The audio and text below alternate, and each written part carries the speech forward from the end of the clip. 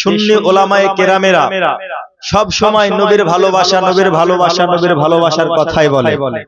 বেরাদরে ইসলাম বুঝতে হবে, সুন্নি উলামায়ে কেরামরা সর্বদা নবীর ভালোবাসার কথা কেন বলে? তার কারণ এই নবীর ভালোবাসাই হলো মুসলমানের 1 নম্বর ঈমানের মূল। জোরে বলুন সুবহানাল্লাহ। ঈমানকে মজবুত করতে পারে এবং রাসূলের শাফাআত নসিব করাতে পারে। সেই কাজ জিনিসটি হলো একমাত্র রাসূলের ভালোবাসা। কেন? কারণ এই রাসূল সাল্লাল্লাহু আলাইহি ওয়াসাল্লামকে ভালোবেসে গুনাহগার ব্যক্তিরা, অনেক বড় বড় ব্যক্তিরা আল্লাহ ওয়ালা হয়ে গেছেন এবং রাসূল সাল্লাল্লাহু আলাইহি ওয়াসাল্লামের মকবুল বান্দা হয়ে গেছেন। জোরে বলে সুবহানাল্লাহ। আল্লাহর মকবুল বান্দা হয়েছে এবং সেই নবীকে আমরা কেন ভালোবাসবো না বাবাজি? তার কারণ হলো আমার নবীজি সাল্লাল্লাহু তাআলা আলাইহি ওয়াসাল্লাম সর্বদা যখন দুনিয়ার বুকে প্রেরণ করেছেন, আল্লাহ তিনাকে যখন আগমন করেছেন উম্মতি উম্মতি করেছেন। জোরে বলুন সুবহানাল্লাহ। দুনিয়া থেকে যখন রাসূল বিদায় নেবেন, পর্দা নেবেন, তখন রাসূল সাল্লাল্লাহু আলাইহি ওয়াসাল্লামের কাফন মুবারক থেকে ইয়া রাব্বি হাবলি উম্মতি আওয়াজ আসে এবং কি এখনো রাসূল সাল্লাল্লাহু আলাইহি ওয়াসাল্লাম সোনার মদিনাতে একমাত্র আমরা উম্মতের জন্য কান্না করতে থাকি। জোরে বলুন সুবহানাল্লাহ। তাহলে সেই নবীকে ভালোবাসার দরকার আছে না নাই? সেই নবীর উম্মত হচ্ছে আমরা। যেই নবী উম্মতের জন্য কেঁদেছেন সেই নবীর উম্মত কারা? জোরে বলুন কারা? আমরা। এই উম্মতের জন্য শুধু নবী নন, নবীকে যিনারা ভালোবেসেছেন, রাসূল সাল্লাল্লাহু আলাইহি ওয়াসাল্লামকে যিনারা পেয়ে গেছেন, আল্লাহকে যিনারা ভালোবেসেছেন, আল্লাহকে যিনারা পেয়ে গেছেন, তারা পর্যন্ত আমার রাসূলের উম্মত, অর্থাৎ আমাদের শাফাআতের জন্য আল্লাহর কাছে দোয়া করবেন। জোরে বলুন সুবহানাল্লাহ। আল্লাহর কাছে দোয়া করবেন। কিন্তু আমরা হতভাগা মুসলমান, সে রাসূলকে চিনতে পারলাম না। আব্বা জি আমার ভালো করে বুঝুন বাবা, দয়াল নবী সাল্লাল্লাহু আলাইহি ওয়াসাল্লামকে ভালোবাসতে হবে, মুহাব্বত করতে হবে। কেমন মুহাব্বত আমরা করব? এই দরদি আমরা নবীকে অমর মুহাব্বত করতে হবে। আপনারা বলবেন হুজুর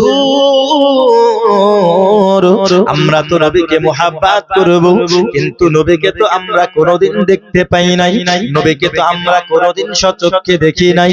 দরদি নবীকে আমরা কেমন করে দেখতে পারবো বাবা? নবী দুনিয়ার বুক থেকে পর্দা নিয়ে গেছেন। আমার নবীকে যদি আপনাদের দেখতে হয় বাবা, আমার নবীকে ভালোবাসতে হবে। নবীকে দেখার জন্য, নবীকে ভালোবাসার জন্য বাবা আমার নবীর প্রশংসা যথেষ্ট, আমার নবীর নামটাই যথেষ্ট। দরদি আমার নবীকে দেখতে হবে। এমনটা ভালোবাসার শর্ত নয়, আমার নবীকে ভালোবাসলে দয়াল নবীজি নিজেই দেখা দেবে। এ বাবা যে আমার নবীকে ভালোবেসে অনেকেই মালামাল হয়ে গেছেন। আমার নবীকে ভালোবেসে দুনিয়ার বুক থেকে বিদায় নেওয়ার সময় আল্লাহর কত মাকবুল বান্দা হয়ে গেছেন, কত জনের কিসমত ভাগ্য পাল্টে গেছে। বাপরে আমার এমন একজন আল্লাহর বান্দা আমার নবীকে মুহাব্বতকারী, তার কথা আমি আপনাদেরকে একটু বলি। আমার নবী সাল্লাল্লাহু আলাইহি ওয়াসাল্লাম যখন দুনিয়া থেকে বিদায় নেবেন, আমার নবীজি যখন দুনিয়া থেকে পর্দা নেবেন বাবা, আমার নবী সাল্লাল্লাহু আলাইহি ওয়াসাল্লামের কাছে সাহাবায়ে কেরামরা আসার পরে বলতেছেন, নবী গো আপনি যখন বিদায় নেবেন, আপনি দুনিয়া থেকে পর্দা নেওয়ার পর আপনার জুব্বা মুবারকের উত্তরাধিকারী কে হবে? ইয়া রাসূলুল্লাহ আপনার জুব্বা মুবারকের উত্তরাধিকারী কে হবে? সমস্ত সাহাবায়ে কেরামেরা আমার নবীর মুখের দিকে চাতক পাখির ন্যায় তাকিয়ে আছে। বলে কার নাম করবে? আমার নবী কাকে জুব্বা দেবে?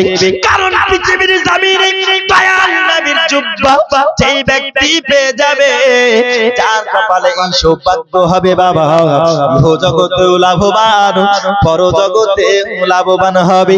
তার মতো ভাগ্যবান মানুষ আর হতে পারে না। এরে দরদি আরে জুব্বা তো জুব্বা, আমার নবীর শান আমার আল্লাহ এত বাড়িয়ে দিয়েছেন। আমার নবী যেই দিক দিয়ে যায় ওই দিক দিয়ে খুশবু ছড়িয়ে যায়। সাহাবায়ে কেরামেরাও আমার নবীজি যখন থুতু মোবারক ফেলবে সমস্ত সাহাবায়ে কেরামেরাও আমার নবীর চারিপাশে থাকতো, কারণ নবীজি যেইখানে বাবা থুতু ফেলবে সাহাবায়ে কেরামেরা নিয়ে গায়ে মাখবে, তার কারণ আমার নবীর থুতু মোবারক পাক, আমার নবীর কাশ মোবারক পাক, আমার নবীজির পাসিনা, দয়াল নবীজির পাসিনা এত সুগন্ধ, এত সুগন্ধ, এ দরদি ওই নবীজি যেই দিক দিয়ে যেত চতুর্দিকে যেন খুশবু হয়ে যেত। ওরে গোলাপ নিরিবিলি তুই ছুঁয়েছিলি নবীর কদম ধুলি, একবার জোরে বলুন। ওরে গোলাপ নিরিবিলি তুই ছুঁয়েছিলি নবীর কদম ধুলি, সেই ধুলোর খুশবু কি আজ তোরা তোরে জাগে, ওরে তোরা তোরে জাগে, মুহাম্মাদের নাম জপেছিলি বুলবুলি তুই আগে, তাই চিরে তোর কণ্ঠের গান এতই মধুর লাগে, ওরে এতই মধুর লাগে মুহাম্মাদের নাম। জোরে বলুন সুবহানাল্লাহ। এ বাবাজি আমার, আমার দয়াল নবীজি মুখের দিকে সমস্ত সাহাবায়ে কেরামেরা চাতক পাখির ন্যায় তাকিয়ে আছে, কারণ আমার নবীজির জুব্বাকে পাবে, আলী পাবে নাকি আবু বকর পাবে, উসমান পাবে নাকি উমর পাবে, কোন সাহাবী আমার দয়াল নবীজির জুব্বা মুবারক পাবে?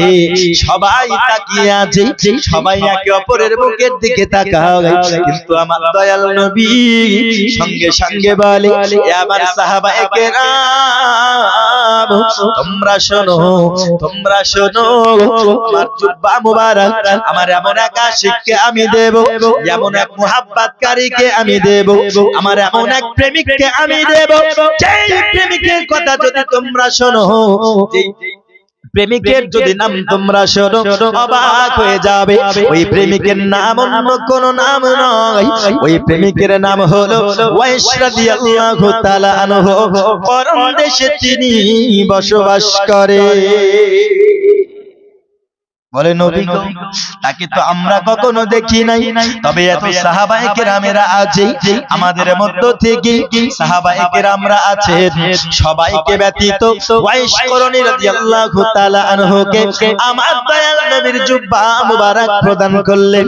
সবাই অবাক হয়ে গেল, কে এই ওয়াইস, কে এই ওয়াইস করণী রাদিয়াল্লাহু তাআলা আনহু, কি এমন তার মাহিত্য, কি এমন তার গুরুত্ব, আমার দয়াল নবীজি এমন কেমন ভালোবাসেন জিনাকে, জিনাকে নবী জুব্বা দিয়েছে, জুব্বা দিয়ে বলছে, এই সাহাবা ওয়াইস নামের তোমরা এই ব্যক্তিকে খুঁজবে, এ হচ্ছে আমার পাগলা আশিক, আমার ভালোবাসার মাহবুব বান্দা। জোরে বলুন সুবহানাল্লাহ। তো হযরতে ওয়াইস করণের নাম শোনার পরে সাহাবায়ে কেরামরা রাসূল সাল্লাল্লাহু আলাইহি ওয়াসাল্লাম যখন বললেন, সাহাবা আমার ইন্তেকালের পরে আমার জুব্বাটা তার কাছে নিয়ে গিয়ে দেবে এবং তাকে বলবে যেন জুব্বা পরে আল্লাহর কাছে এই জুব্বাকে ওসিলা করে যেন আমার উম্মতের শাফাআত কামনা করে। জোরে বলুন সুবহানাল্লাহ, আরো জোরে বলুন সুবহানাল্লাহ। কি কামনা করবে? সাহাবাত উম্মতের মাগফিরাত। চিন্তা করেছেন রাসূল সাল্লাল্লাহু আলাইহি ওয়াসাল্লাম আমার চলে যাচ্ছেন, তিনি বিদায় নেওয়ার সময় যে জুব্বা দিচ্ছেন এমনি এমনি দিচ্ছেন না, এমন এক ব্যক্তিকে তিনি দিচ্ছেন, এমন এক ব্যক্তিকে জুব্বা প্রদান করে। এ বাবাজি আমার, আল্লাহর কাছে দোয়া করবে, তোমরা বলবে আল্লাহর কাছে জানো আমার গুনাহগার উম্মতের মাগফিরাত চাই। বন্ধুরে আমার, হযরত আমার দয়াল নবীজি সাল্লাল্লাহু তাআলা আলাইহি আলাইহি ওয়াসাল্লাম যখন ওয়াফাত করে গেলেন, এ বাবা আবার যখন আমার নবী পর্দা নিলেন, সাহাবায়ে কেরামের মধ্য থেকে হযরতে ওমর এবং হযরতে আলী দুজনাই চলে গেলেন ওয়াইশকরণের খোঁজে। খুঁজে যাওয়ার পরে বাবা আমার দয়াল নবী বলেছিলেন, এ সাহাবারা, তোমরা ওয়াইশকরণীকে কোনোদিন দেখোনি, তোমরা ওয়াইশকরণীকে কোনোদিন সচক্ষে দেখোনি। আমি নবীজি তার সঙ্গে আমারও কোনোদিন ডাইরেক্ট দেখা হয় না, আমার সঙ্গেও কোনোদিন দেখা হয় না। কিন্তু নবী আমার বলছেন, সাহাবায়ে কেরামরা যখন জিজ্ঞেস করছেন, ইয়া রাসূলুল্লাহ, আপনার জুব্বা তো তাকে আমরা দেব, কিন্তু তাকে চিনবো কেমন করে? তাই না? আমি যদি কাউকে না দেখি কোনোদিন, তাহলে তারকে চিনার জন্য কোনো একটা দৃষ্টান্ত লাগবে কি লাগবে না? কথা বলুন না, লাগবে কি লাগবে না? দৃষ্টান্ত লাগবে। ইয়া রাসূলুল্লাহ, আমরা চিনবো কেমন করে, আমরা পেহচান করব কেমন করে? আমার দয়াল নবী বলে দিলেন, এ সাহাবায়ে কেরামেরা, তোমরা যখন ওয়াইশকরণীর কাছে পৌঁছাবে, ওগো আমার সাহাবা, তোমরা দেখবে হযরত ওয়াইশকরণী রাদিয়াল্লাহু তাআলা আনহুর ডান হাতের একটা চিহ্ন আমার দয়াল নবীজি বলে দিলে। আব্বাজি আমার দয়াল নবীজি সামনাসামনি কোনোদিন তিনি দেখেন না, তবু ওয়াইশকরণীর চিহ্ন তিনি বলে দিয়েছে। এ বাবাজি আমার দয়াল নবী তিনার হুকুম মতো সাহাবায়ে কেরামের মধ্য থেকে হযরতে ওমর এবং আলী দুজনাই যখন চলে যায় বাবা করণ শহরে যাওয়ার পরে কিছুক্ষণ পূর্বে একটি ঘনবসত গ্রামের মধ্যে জিজ্ঞাসা করে, ওগো ভাইজান, তোমরা কি ওয়াইশ নামে কাউকে চিনো? ওয়াইশ নামে কাউকে চিনো? তখন বলতেছেন না, কেউ চেনে না।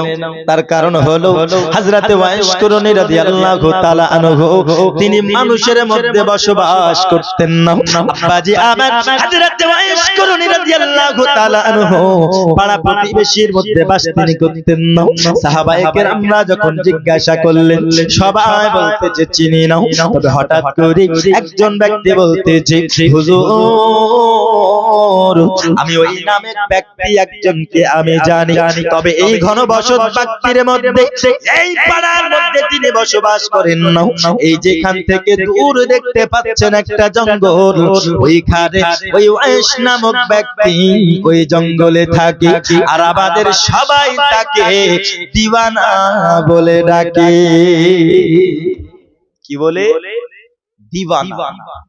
যেমন তেমন দিওয়ানা নয়, এ আমার নবীর প্রেমের দিওয়ানা। জোরে বলুন সুবহানাল্লাহ। আরো জোরে হবে না সুবহানাল্লাহ? হাইরে নবীর প্রেমের পাগল যারা প্রেম খেলা খেলে, আরো জোরে হবে না? নবীর প্রেমের পাগল যারা প্রেম খেলা খেলে, হাইরে নবীর প্রেমের পাগল যারা প্রেম খেলা খেলে, হাইরে পাগল ছিলেন আবু বকর, প্রেম দরিয়ায় দিলেন সাঁতার। পাগল ছিলেন আবু বকর, প্রেম দরিয়ায় দিলেন সাঁতার। হাসর মিজান পার করিবে সেই প্রেমের বলে, নবীর প্রেমের পাগল যারা প্রেম খেলা খেলে। আরে হানজালা এক পাগল ছিল, নবীর প্রেমে জীবন দিল। হানজালা এক পাগল ছিল, নবীর প্রেমে জীবন দিল। গোসল করাইল তাদের ফেরেশতার দলে, গোসল করাইল তাকে ফেরেশতার দলে। নবীর প্রেমের পাগল যারা প্রেম খেলা খেলে, হায়রে নবীর প্রেমের পাগল যারা প্রেম খেলা খেলে। জোরে বলুন সুবহানাল্লাহ। ও হুজুর, ওয়াইশকরণীকে দিওয়ানা বলে ডাকতেছে। আব্বাজি আবার হযরত ওমর ফারুক এবং আলী এরা চলে গেলেন জঙ্গলের দিকে। যাওয়ার পরে দেখতেছেন হযরত ওয়াইশকরণী রাদিয়াল্লাহু তাআলা আনহু তিনি ইবাদতে মশগুল। কি করছেন? ইবাদত করতে যে তিনাকে সালাম দিল, বলতেছেন আসসালামু আলাইকুম। ওয়া আলাইকুম আসসালাম। বলছে আপনার নাম কি? বলতেছে আমার নাম হলো হযরতে ওয়াইস। বলছে আপনার বাড়ি কোথায়? বলছে করণ শহরে আমার বাড়ি। বলতে যে হুজুর আপনার ডান হাতটা কি আমরা দেখতে পারি? সঙ্গে সঙ্গে বলে অবশ্যই আপনারা দেখতে পারেন। হযরতে ওয়াইস করণী রাদিয়াল্লাহু তাআলা আনহু ডান হাতটা যখন বাড়িয়ে দিয়েছেন বাবা, সঙ্গে সঙ্গে দুই সাহাবা দেখলেন আমার দরদি নবীজি যেই ভবিষ্যৎবাণী করে গেছে, যে চিহ্ন ওয়াইস করণীকে না দেখে দিয়ে গেছেন, হুবহু ওই চিহ্ন মিলে গেছে। ওই চিহ্ন মিলে গেছে। এখন আপনি যদি আমাকে না দেখেন, আপনি কি বলতে পারবেন আমার এই কাঁধে তিল আছে কি নাই, কোথায় কি আছে কি নাই, কোথায় কি চিহ্ন আছে বলতে পারবেন? বলতে পারবে? আপনি নবীর মতো কেমন করে হলেন? আপনি যদি বলতেই না পারেন, বলছেন নবী আমার মতো, আমি নবীর মতো।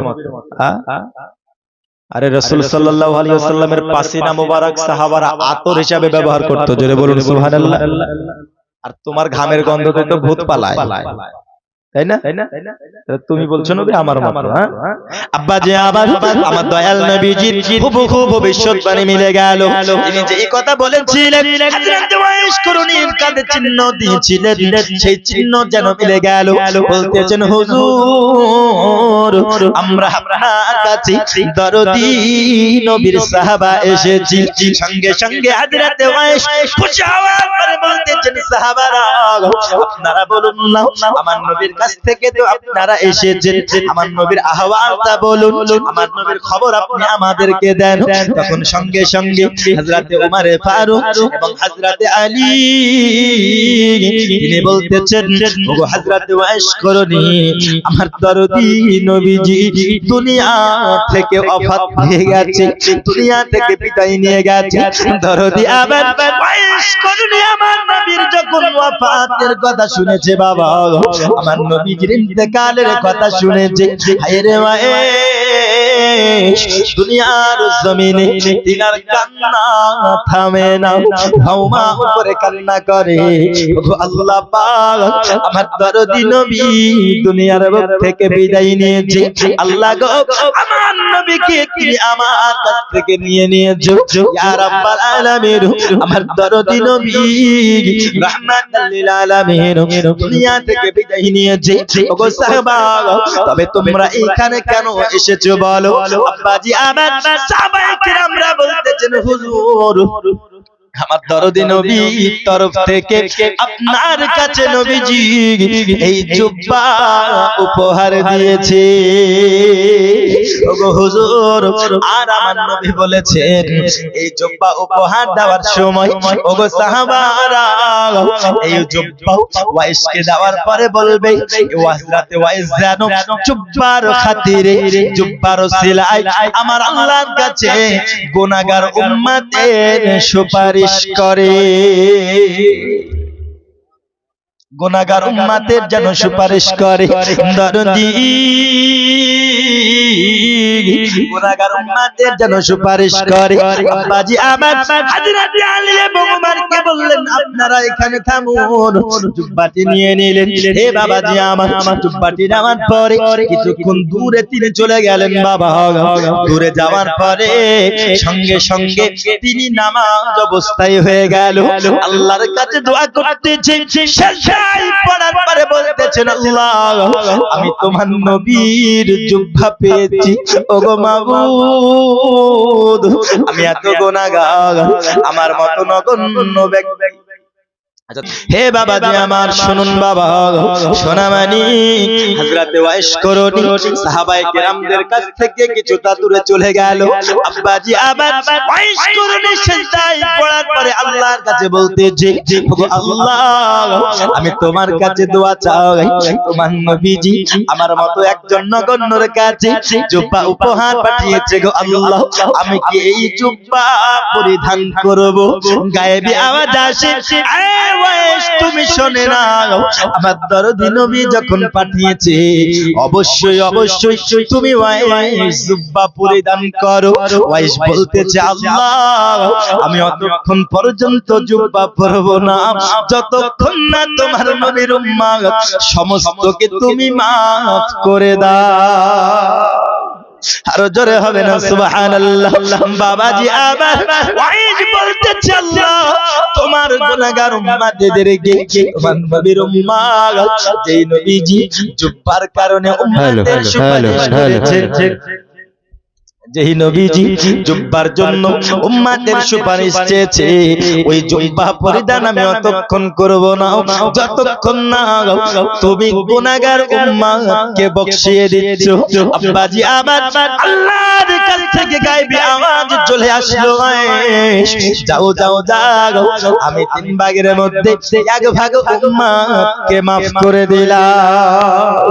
হযরত ওয়াইস করুনি মাথা উঠাই না আল্লাহর কাছে বলতে আল্লাহ তুমি আরো গুনাহগার উম্মতকে maaf করো, আরো গুনাহগার উম্মতকে maaf করে দাও, আরো গুনাহগার উম্মতকে তুমি জান্নাতি বানিয়ে দাও। আব্বাজি আবার আল্লাহর কাছ থেকে আবার আওয়াজ আসে দরদি ওগো ওয়াইস যাও যাও যাও আরো কিছু গুনাহগার উম্মতকে ক্ষমা করে দিলাম। হে বাবাজি আমার এমন করে বারংবার আল্লাহর কাছে দোয়া করে আল্লাহ পাক আল্লাহ তাআলা অল্প অল্প অল্প করে গুনাহগার উম্মতকে ক্ষমা করতে যাই। হঠাৎ যেন সাহাবায়ে কিরাম আলী এবং উমর তিনারা চলে আসলেন। আসার পরে হযরত ওয়াইস করুনির সিজদা তিনি ভঙ্গ করে দিলেন। হে বাবাজি আমার আলী এবং উমর দেখতে যেই দীর্ঘ সময় হয়ে গেল ওয়াইস করুনি এখনো তো আসতেছে না, হঠাৎ এত দেরি কেন?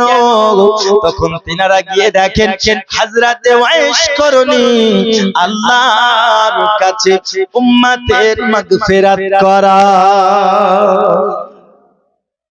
আল্লাহর কাছে উম্মতের জন্য বখশিশের দোয়া চায়।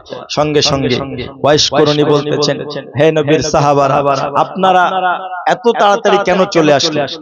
আপনারা যদি আর কিছুক্ষণ সময় আপনারা দিতেন, কিছুক্ষণ সময় যদি আপনারা আর থাকতেন আমি এক এক করে নবীর সমস্ত উম্মতকে maaf করিয়ে নিতাম। জোরে বলুন সুবহানাল্লাহ, আরো জোরে বলুন সুবহানাল্লাহ। এই দেখুন বাবা আমার দয়াল নবীজি হযরত ওয়াইস করুনিকে কত সুন্দর করে গুনাহগার উম্মতের জন্য বখশিশের মাধ্যম বানিয়েছে। আব্বাজি আবার নবীকে যারা ভালোবেসেছেন হযরত ওয়াইস গুনাহগার উম্মতের বখশিশের আশা রেখেছে। শুধু তাই নয় রে বাবা আমার নবীকে যারা ভালোবেসেছেন সবাই নবীর খুশি চেয়েছে। আর আমার নবী খুশি তখন যখন গুনাহগার উম্মতেরা জান্নাতি হবে।